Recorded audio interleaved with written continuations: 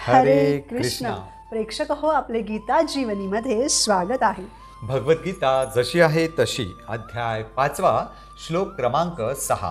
संन्यासस्तु महाबाहो दुःखमाप्तुमयोगतः योगयुक्तो मुनिर्ब्रह्म न चिरेणाधिगच्छति. भाषांतर. भगवत भक्तीमध्ये युक्त न होता केवळ सर्व कर्मांपासून संन्यास घेतल्याने मनुष्य सुखी होऊ शकत नाही, परंतु भक्तीमध्ये युक्त असलेला मुनी व्यक्ती विना विलंब ब्रह्माची प्राप्ती करतो. तर प्रेक्षक हो, आपण मागील भागात पाहिलं की सांख्ययोग आणि भक्तियोग एक समानच आहेत, कारण त्या दोघांचं फळ एकच आहे, ते म्हणजे भगवत साक्षात्कार. या श्लोकामध्ये आपल्याला समजतं की मनुष्य भक्तियोगाद्वारे भगवत प्राप्ती तत्काळ करू शकतो, सुखी होऊ शकतो. परंतु जर कोणी कृष्ण भक्तीमध्ये लागलेला नसेल, मग त्याने सर्व कर्म जरी त्यागले असतील तरी तो सुखी होऊ शकत नाही. सांख्ययोग म्हणजेच ज्ञानमार्ग किंवा संन्यास जर भक्ती विरहित असेल तर तो दुःख देतो.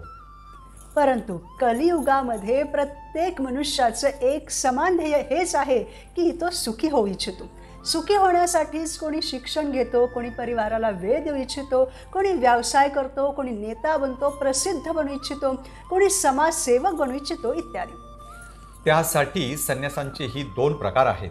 एक म्हणजे मायावादी, सत्ययुगामध्ये वेदाध्ययन वगैरे सर्व काही भगवंतांच्या भक्तीसोबत करत होते, परंतु कलियुगामध्ये तेच भक्तीशिवाय करतात. हा मायावादी मार्ग आहे जो दुःखाने भरलेला आहे. हे लोक शुष्क संन्यासी असतात. परंतु मूळ तत्व तर हे आहे की हा संसार भगवंतांनी बनवलेला आहे. जेव्हा आपण भगवंतांशी संबंध ठेवतो तेव्हा आपण त्यांनीच बनवलेल्या या संसाराला कसं काय सोडू शकतो. असे मायावादी संन्यासी भौतिक कर्मांना सोडून नुसतं या भौतिक प्रकृतीचा आत्मा कोण आहेत, आत्मा परमात्मा कसे वेगळे आहेत, अशा गोष्टींवर तर्क वितर्क करण्यामध्ये वेळ घालवतात. खरं तर सांख्ययोग कलियुगासाठी नाहीच मुळी, परंतु तरीही जर कोणी कलियुगामध्ये सांख्ययोग आचरण्याचा प्रयत्न करीत असेल तर ते चुकीचे लोक असतात आणि तेच हे मायावादी होय. तर संन्याशांचा दुसरा प्रकार म्हणजे वैष्णव संन्यासी. त्यांना माहीत असतं की कलियुगामध्ये सांख्ययोग आचरणं योग्य नाही, त्यामुळे वैष्णव संन्यासी सरळ भागवताचे अध्ययन करतात, भागवताचे तत्वज्ञान घेतात आणि भगवंतांची प्राप्ती करतात. कृष्ण रसराज आहेत म्हणून वैष्णव आचार्यांच्या सांगण्याप्रमाणे ते सर्व काही श्रीकृष्णांच्या सेवेत जोडतात. उदाहरणार्थ, जर एखादा मनुष्य रस्त्याने चालत असेल आणि त्याला फोन आला म्हणून त्याने खिशातून मोबाईल बाहेर काढला, तेव्हा त्याच्या खिशातून एखादी नोट खाली पडली. आपण त्याला बोलवून ती नोट परत दिली पाहिजे. त्याच्यानं तोही आनंदी होईल, आपणही आनंदी होऊ आणि आपल्याला एक प्रकारची संतुष्टी मिळेल की हां, मी त्याचं होतं त्याला दिलं. त्याचप्रमाणे हे सर्व भगवंतांचं आहे. ते भगवंतांना देण्यामध्येच खरी संतुष्टी आहे, आनंद आहे. प्रेक्षक हो, मायावादी जे वैरागी असतात ते शुष्क असतात. त्यांना काहीही आनंद नसतो. त्यांना वाटतं की आपण ज्ञान प्राप्त केलं पाहिजे आणि म्हणून ते वेदांत सूत्राचे जे वेद व्यासांनी दिलेले आहे त्याचे पठण करून स्वतःचा दृष्टिकोन मांडतात, वेगवेगळे अर्थ लावतात, परंतु त्यातून त्यांना आनंद मिळत नाही. प्रेक्षक हो, वेदांच्या एका श्लोकाचे वेगवेगळे अर्थ निघतात. म्हणूनच तर आपण ते प्रामाणिक गुरूंकडूनच श्रवण केले पाहिजेत, कारण वेद व्यासांनी जे वेदांत सूत्र लिहिलेलं आहे त्याला श्रीमद भागवत म्हणजे अमल पुराण म्हणतात. त्याचा अर्थ व्यासांनाच विचारलेला बरा, हो की नाही. परंतु मायावादी संन्यासी स्वतःच्या शंकराचार्यकृत शारीरिक भाष्याचाच उपयोग करतात. त्यामुळे ते सांसारिक वस्तू सोडून देतात, परंतु त्यांना त्यामुळे काहीही आनंद मिळत नाही. ते नुसतं थोडंसं काहीतरी खातात आणि सतत वेदांचं अध्ययन करत असतात. असे मायावादी संन्यासी जे अध्ययन करतात ते खूप क्लिष्ट असतं, त्यामुळे त्यांचं जीवनही खूप कठीण होतं. ते भगवंतांना निराकार मानतात, त्यामुळे ते भगवंतांवर ध्यानही लावू शकत नाहीत, लावतही नाहीत. त्यामुळे ते कंटाळून जातात. त्यामुळे श्रीमद भागवताचं अध्ययन देखील त्यांच्यासाठी कष्टप्रद होतं. उदाहरणार्थ, अभ्यासात रुची नसलेल्या विद्यार्थ्याला बळेच अभ्यासाला बसवलं तर तो थोड्या वेळाने कंटाळतो. परंतु तेच जो विद्यार्थी शाळेत घेतलेलं ज्ञान व्यावहारिकदृष्ट्या करून बघतो तेव्हा त्याला आनंद मिळू लागतो आणि त्याला अभ्यास आवडू लागतो. त्याचप्रमाणे श्रीमद भागवताचे अध्ययन करण्यासाठी भगवान श्रीकृष्णांप्रती भक्ती असणं आवश्यक आहे. केवळ त्यांचे भक्तच भागवताचा आनंद घेऊ शकतात.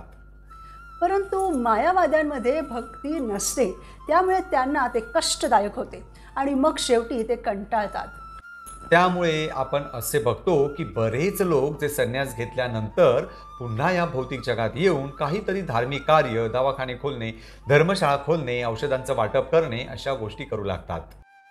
कोणी म्हणेल की त्यात काय वाईट आहे, ते संन्यास सोडून हे करतात हे वाईट आहे. तसेच बरेच लोक शरीराच्या स्तरावरील सेवेला सेवा समजतात, परंतु सेवा ही खरं तर आत्म्याची झाली पाहिजे.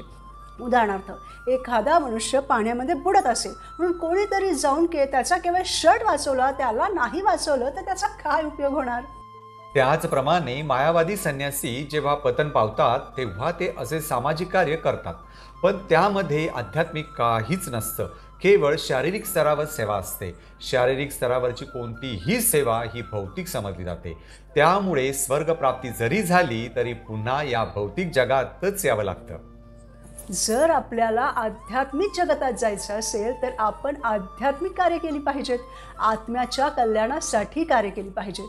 म्हणून श्रील प्रभुपादांनी पूर्ण विश्वामध्ये आत्म्याचा उद्धार कसा होईल, भगवान श्रीकृष्णांशी कसं निस्वार्थ भावनेनं प्रेम करावं हीच शिकवण दिलेली आहे.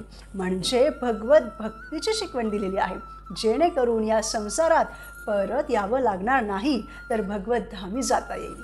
त्याचबरोबर हे जे भक्तियोगी लोकांच्या कल्याणासाठी, आत्म्याच्या उद्धारासाठी कार्य करतात, ते शारीरिक स्तरावरही सेवा करतात, जसं की अन्नदान, वस्त्रदान करणं इत्यादी परोपकारी कार्य करतात. परंतु कृष्ण भावना भावित होऊन तेव्हा ते आध्यात्मिक कार्य होते. उदाहरणार्थ, कोरोना काळामध्ये इस्कॉनने भारत आणि जगभरामध्ये 50 दशलक्ष जेवण मोफत वाटलं. आजही इस्कॉन मंदिरांमधून कितीतरी गरिबांचे प्रसादाद्वारे पोट भरले जाते, परंतु हे न बघणाऱ्या नास्तिक लोकांची बुद्धी विकसित नसते. अशा लोकांचा भगवंतांवर विश्वास नसतो. ते खऱ्या अर्थाने दुर्भाग्य आहेत. असे लोक कोठेच सुखी राहू शकत नाहीत. म्हणजे जे संन्यासी केवळ कर्मांचा त्याग करतात ते सुखी होऊ शकत नाहीत. कारण कोणीही कर्म करणं थांबवू शकत नाही. आपण श्वास घेतो, अन्न खातो, चालतो, कपडे घालतो, बसतो, उठतो, आंघोळ करतो इत्यादी सगळंच करतात. म्हणजे कर्मांचा त्याग शक्य नाही. काहीही न करता नुसतं बसून राहणं ही कर्म आहे, असे मायावादी संन्यासी ढोंगी संन्यासी आहेत. मग खरा संन्यास म्हणजे काय? तर संन्यास म्हणजे सत्न्यास. सत म्हणजे सत्य, न्यास म्हणजे जवळ राहणं, सत्याच्या जवळ राहणं म्हणजे संन्यास होय. भगवंत तर परमसत्य आहेत, त्यांच्या जवळ राहणं, त्यांची सेवा करणं हा आहे संन्यास. असे वैष्णव संन्यासी पांचरात्रिकी विधीनुसार भगवत भक्तीमध्ये युक्त असतात. या सेवांमध्ये विविधताही आहे आणि त्यामुळे आनंदही आहे. उदाहरणार्थ, वैष्णव संप्रदायामध्ये खूप साऱ्या सेवा आहेत. भगवंतांच्या श्री विग्रहांची सेवा, भगवंतांसाठी भजन गाणं, भगवंतांसाठी चविष्ट पदार्थ बनवून त्याचा भोग दाखवणं, भगवंतांच्या उपदेशांचा, नामाचा प्रचार करणं, भगवंतांसाठी मंदिर बनवणं, दान गोळा करणं इत्यादी खूप मोठमोठ्या सेवा आहेत. तसेच मोठमोठे उत्सव आहेत, जसे की जन्माष्टमी, राधाष्टमी, रामनवमी, गौरपौर्णिमा इत्यादी सण.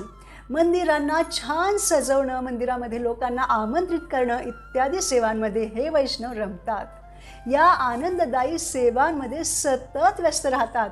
भगवत सेवेमध्ये ते त्यांचं पूर्ण जीवन समर्पित करतात. भगवंतांना आपण कशा प्रकारे प्रसन्न करू शकतो याचेच ते प्रत्येक क्षणी चिंतन करतात. त्यामुळे त्यांना भौतिक संसार आहे तरी काय हा विचार सुद्धा मनामध्ये येत नाही. कारण भगवंतांनी आपल्याला इतक्या वेगवेगळ्या प्रकारच्या आध्यात्मिक सेवा दिलेल्या आहेत. उदाहरणार्थ, आपले डोळे भगवंतांचे विग्रहाचे दर्शन घेण्यामध्ये, आपली जिव्हा भगवंतांच्या नामाचा जप करण्यामध्ये आणि कृष्ण प्रसाद ग्रहण करण्यामध्ये, कान भगवंतांच्या नामाचे कीर्तन कथा ऐकण्यामध्ये, नाक भगवंतांच्या चरणावर वाहिलेल्या फुलांचा, तुलसीपत्रांचा सुगंध घेण्यामध्ये, हात मंदिराची स्वच्छता करण्यामध्ये, वैष्णवांची सेवा करण्यामध्ये, पाय मंदिरामध्ये भगवंतांच्या धामामध्ये जाण्यामध्ये आपण गुंतवू शकतो. अशा प्रकारे कृष्ण भावनेमध्ये आपण आपल्या सर्व अवयवांना व्यस्त ठेवू शकतो. आपलं मन भगवंतांच्या लीलांचं चिंतन करण्यामध्ये आपण व्यस्त ठेवू शकतो. अशा प्रकारे आपले मन इंद्रिय रिकामी राहतच नाहीत की जेणेकरून आपल्याला भौतिकतेचा निम्न रस चाखण्याची गरज वाटेल. परंतु मायावादी लोकांची इंद्रिये रिकामी राहतात.